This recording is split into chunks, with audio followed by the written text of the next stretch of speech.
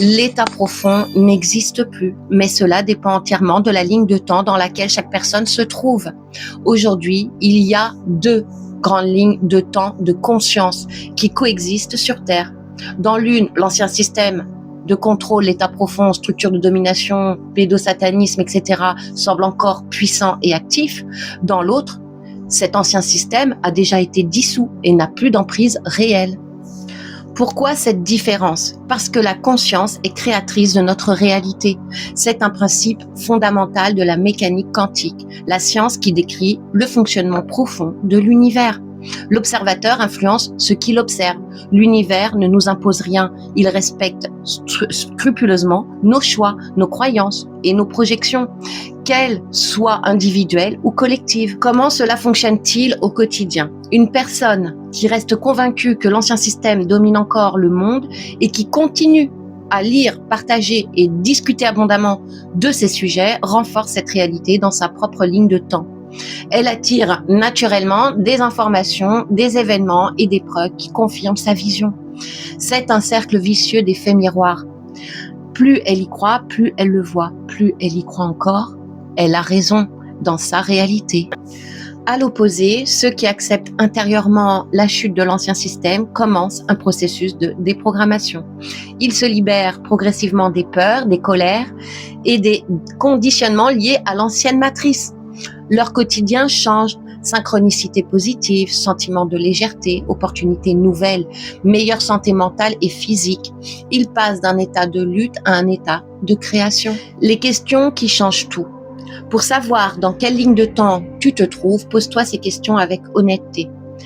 Est-ce que je crois encore que l'ancien système contrôle le monde? Ou est-ce que j'accepte désormais sa disparition et sa dissolution? Quelles informations est-ce que je partage le plus souvent? Celles qui dénoncent l'ancien monde ou celles qui construisent le nouveau? Est-ce que je parle davantage de problèmes ou de solutions, de peur ou d'abondance, de division ou d'unité? Ces choix ne sont pas anodins. Ils déterminent ton expérience personnelle et contribuent à la vitesse d'émergence du nouveau monde collectif. La fusion des lignes de temps. Actuellement, les deux lignes de temps fusionnent. C'est pour cela que beaucoup de personnes se sentent perdues, confuses ou en colère face à l'actualité. Une même information géopolitique ou politique peut être interprétée de deux manières complètement opposées selon la conscience de celui qui la reçoit. Quand une grande partie de l'humanité reste focalisée sur les scandales, les complots et les luttes de l'ancien système, elle crée une résistance collective qui ralentit la manifestation physique du nouveau monde.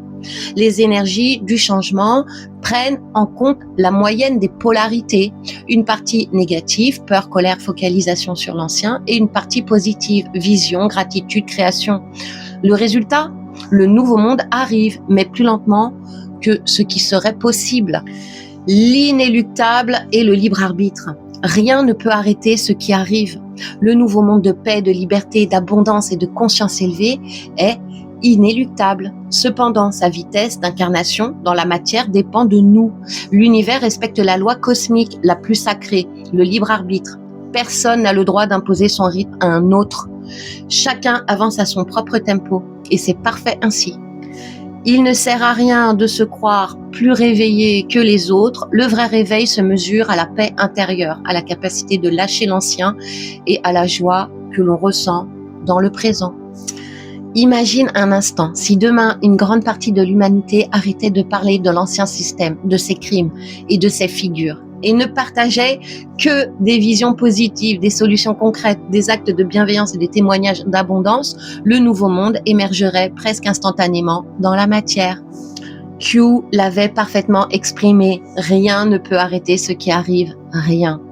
C'est la vérité absolue, mais ce qui arrive peut être ralenti par nos choix collectifs ou, au contraire, fortement accéléré. Maintenant, tu sais, à toi de choisir consciemment ta ligne de temps.